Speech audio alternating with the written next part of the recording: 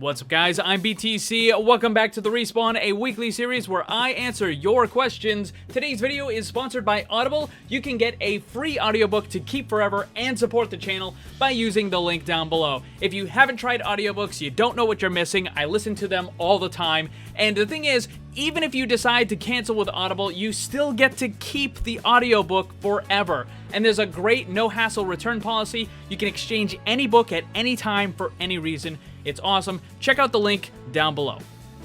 Let's get to the first question. Would an ability that made enemies respawn longer be balanced?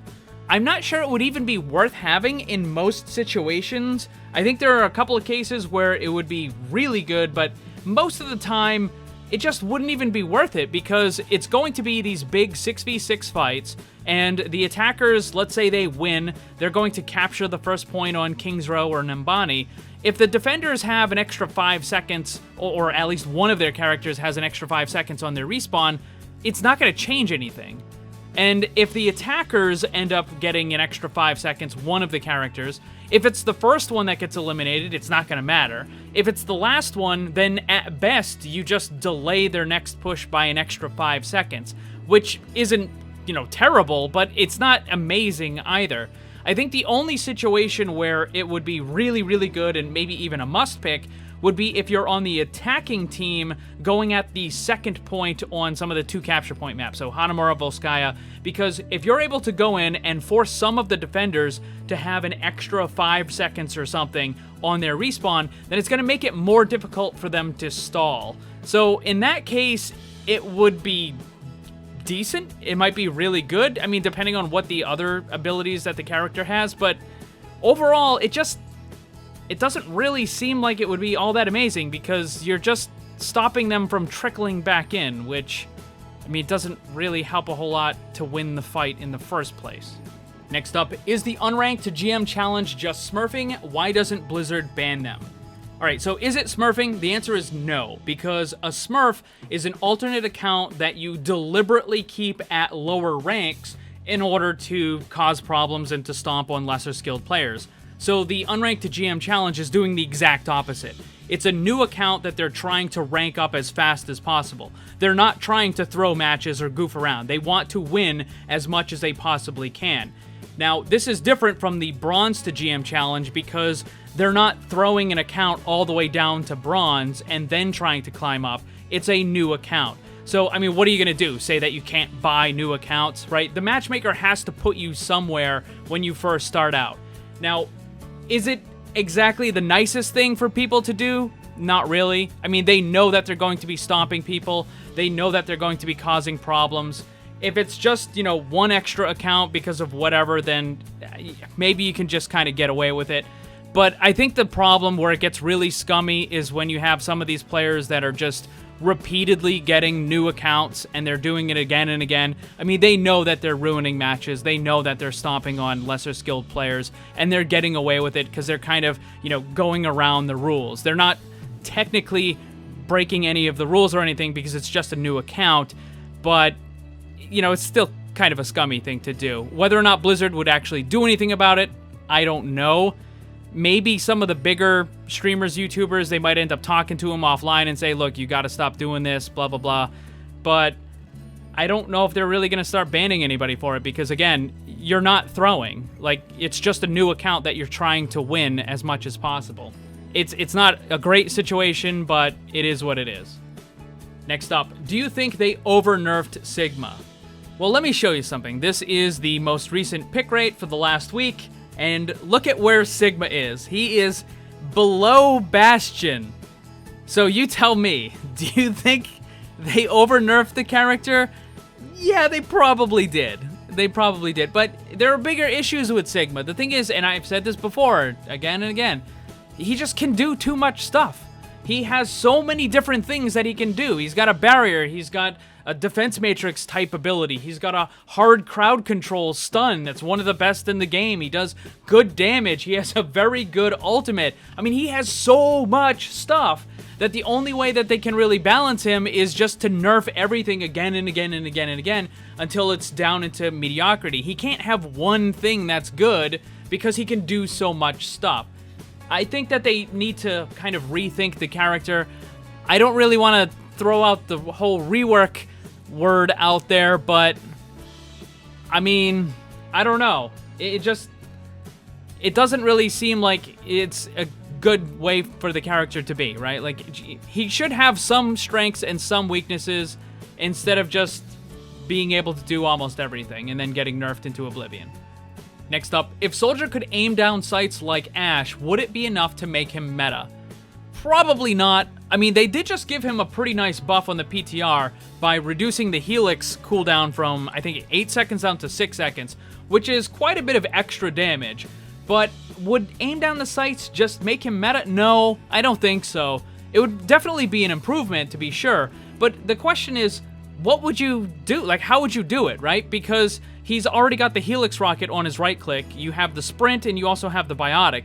So you would have to get rid of something, or a possibility would be you could just make his sprint into a passive and make it so that whenever you're moving forward for, let's say, at least 1.5 seconds or 2 seconds or whatever, you know, you need to test it, but make it so that after a certain duration of moving forward, Soldier will automatically begin sprinting, and then you could move Helix onto one of the other buttons, and you could have the aim down the sight on the right click, just like with Ash and Widow and Ana and that sort of stuff. And you could possibly do that. I mean, it's something that they could certainly consider and try out. Next up, should Tracer's blink give her vertical mobility as well?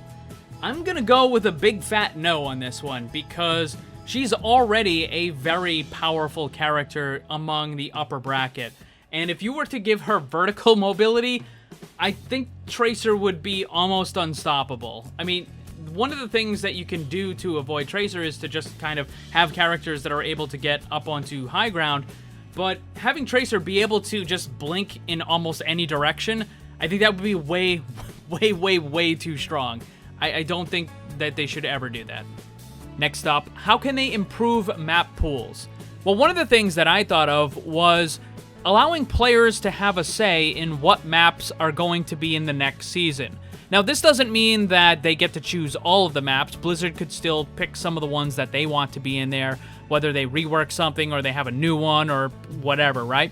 But I think if they allowed the players to vote on what maps they wanted to see in the next season, I think that would definitely be a good thing, because then you're going to always ensure that the fan favorite maps are going to be included. And it also gives really good feedback to Blizzard, because if some of the maps are never getting picked, they're never getting voted on, and nobody wants to play them, then it gives Blizzard the opportunity to look at it and say, okay, why are people not picking this map? Why do they not want to play that? And then they can possibly revisit, make some changes, rework the map a little bit or something to make it more enjoyable. And it's just a really good feedback mechanism for Blizzard to understand what maps people like and what they don't like. Next up, will Valorant, also known as Project A, be available on console? I think there's a really good chance of that happening. A lot of these other games have been moving to not just console, but also to mobile platforms, right? Fortnite, PUBG, that sort of stuff.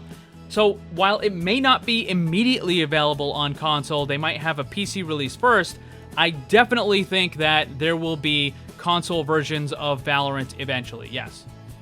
Do you think the small frequent patches are better than big game-changing monthly patches? Yeah, I definitely think that they are, because it allows for Blizzard to make much smaller changes and to kind of just test the waters a little bit and see how things go. If it's working, great, they can leave it. If it's not working, then they can just quickly revert it and take it out. Whereas with the old system, you would get some sort of a patch once every 2 months or so. You might have a problem that just sticks around for the entire duration and everybody has to deal with it, and just it's not a very good experience. But being able to just quickly change the game, I think that's going to be much better. Also, the new experimental mode is now going to allow them to test those changes without having it actually affect the competitive ladder. You just go into that experimental mode, you can try it out there, they get lots of good information on how it's affecting the game and that sort of stuff, and of course console players, once again, they're going to be able to try out all that stuff now as well, since they didn't have access to the PTR before. But yeah, I think that the more frequent patches are definitely better. Continuing on the hero balance topic, do you think players should have a bigger say in balance changes to the game? Yes and no. Players should absolutely be able to give feedback on what they find to be too weak, too strong, frustrating, all that sort of stuff. But you have to understand that a lot of players, and this includes some YouTubers and streamers and even some of the pros, when they talk about hero balance, they don't look at it from an honest, neutral position. It's almost always, what's good for me kind of deal. And their balance change suggestions can usually be boiled down to buff the hero that I like to play and nerf the stuff that I don't like to play. And that's it. And that's a terrible way of balancing the game. I always try to look at new balance changes and patches and stuff in the most honest and neutral way that I can. I'm not perfect, to be sure, but I don't try to play favorites with any of the stuff. Just because I use a character or I don't use a character doesn't change how I feel about whether or not, this character should be buffed or nerfed. And a lot of people say, oh, why do you hate Bastion? Because you keep saying he's bad. Because the character is objectively bad. And I'm not saying that because I hate the character, it's quite the opposite. I'm saying it because I don't want the character to be the bottom of the pick rate for almost all the time. I mean, Sigma took that place just recently, but you guys get the point. I don't want characters to be considered garbage. I don't want characters that are considered troll picks. I want every hero to have at least some viability and to be useful in many situations. It doesn't mean they need to be used all the time, but they shouldn't be considered a troll pick. And again, if you ask a lot of players, and even some of the more high-profile ones, it, again, boils down to just buff the things that I like to play and nerf everything else, and that's just not a good way to handle it. So Blizzard does need to kind of say, all right, we can't do that. And I think that Jeff Kaplan actually referenced this in one of his, was it one of his recent forum posts, I think, where he was talking about hero balance, or maybe it was it a dev update? I can't remember. Anyways, I know that he said something to the effect of, look, I know that some of you guys don't like XYZ characters, but too bad, get good, because we're not gonna change it just because you find it to be difficult to deal with. You need to learn to adapt. You need to play around these certain strategies and that sort of stuff. And that may not be a super popular thing for him to say, but sometimes it needs to be said. And so, yeah, kind of short version of it. They should give some feedback, but again, Blizzard needs to be able to say, this is what's good for the game, and this is what's not good for the game. And that is going to be all the questions for this week. Thank you to everyone who submitted one. The new question card is already posted in the community tab of my YouTube channel. And of course, you can see a list of all the previous questions that have been asked in my Discord server. And once again, if you want to get that free audiobook, you get to keep it forever, check out the link down below. Thanks for watching, and if you'd like to see more, make sure you subscribe and hit that bell to get notified. You can get some cool gear, join my Discord server, or follow me on social media with the links down in the description below. Special thanks to my Patreon supporters, and remember, always blame the controller, because it's never your fault.